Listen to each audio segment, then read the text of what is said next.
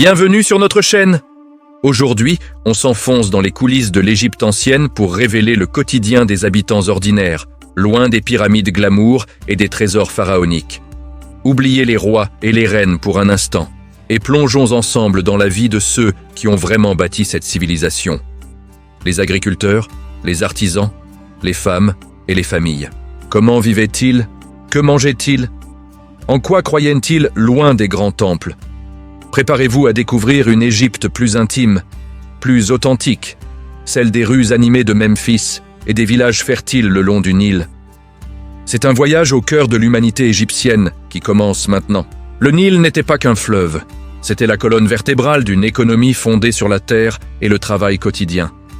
Chaque année, sa crue déposait un limon noir et fertile, une bénédiction divine qui garantissait des récoltes abondantes. Pour la grande majorité des Égyptiens, la vie était rythmée par ce cycle agricole. Le blé et l'orge étaient les stars incontestées des champs. Non seulement ils fournissaient le pain, aliment de base par excellence, mais ils étaient aussi la matière première d'une autre denrée essentielle, la bière.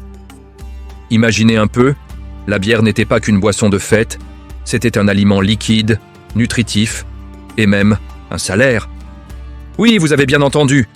Les ouvriers qui construisaient les tombeaux et les temples étaient souvent payés en rations de pain et de cruches de bière.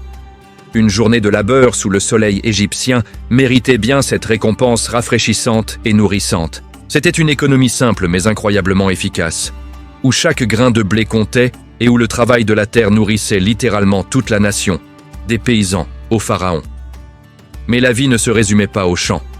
Même loin des palais, les villes comme Memphis et Thèbes battaient au cœur d'un réseau d'artisans talentueux et industrieux.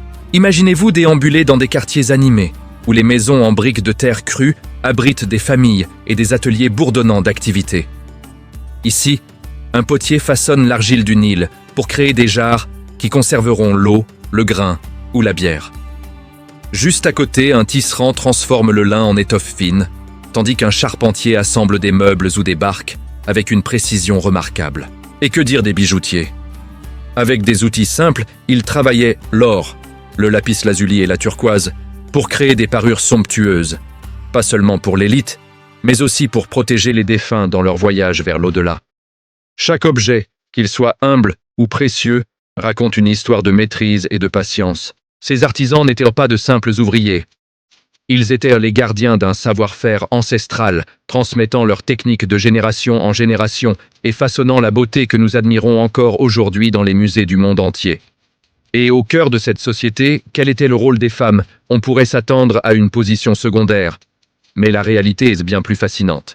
Les femmes égyptiennes jouissaient d'un statut juridique remarquable pour l'époque, bien plus avancé que dans de nombreuses autres civilisations antiques. Devant la loi, une femme était presque l'égale d'un homme. Elle pouvait posséder des biens en son nom propre, hériter, signer des contrats et même gérer sa propre entreprise. Si son mariage ne fonctionnait pas, elle avait le droit de demander le divorce et de récupérer sa dot. Bien que la plupart des femmes travaillaient au sein du foyer, gérant la maison et élevant les enfants, certaines exerçaient des professions variées. On trouve des traces de femmes musiciennes, danseuses et même médecins. Le métier de scribe était plus rare, mais pas impossible, comme le prouvent quelques exemples attestés. Elles n'étaient pas confinées à la sphère privée. Elles étaient des piliers économiques et sociaux, des partenaires à part entière dans la construction de la vie quotidienne. La religion, en Égypte, n'était pas l'affaire exclusive des prêtres et des grands temples. Elle imprégnait chaque foyer, chaque geste du quotidien. Pour les Égyptiens ordinaires, les dieux n'étaient pas des entités lointaines, mais des compagnons de tous les jours. Chaque maison possédait son petit autel domestique où l'on faisait des offrandes pour s'attirer les bonnes grâces des divinités. Parmi les plus populaires, on trouvait Bès, le dieu nain protecteur du foyer, qui, avec son apparence grotesque, chassait les mauvais esprits et veillait sur les naissances. À ses côtés, Taouret, la déesse hippopotame, était la grande protectrice des femmes enceintes et des nouveau-nés. La magie faisait partie intégrante de la vie. On portait des amulettes pour se protéger des maladies, des morsures de serpents ou du mauvais œil. Le scarabée, symbole de renaissance, était l'une des plus courantes, tout comme l'œil d'Horus, qui apportait santé et clairvoyance.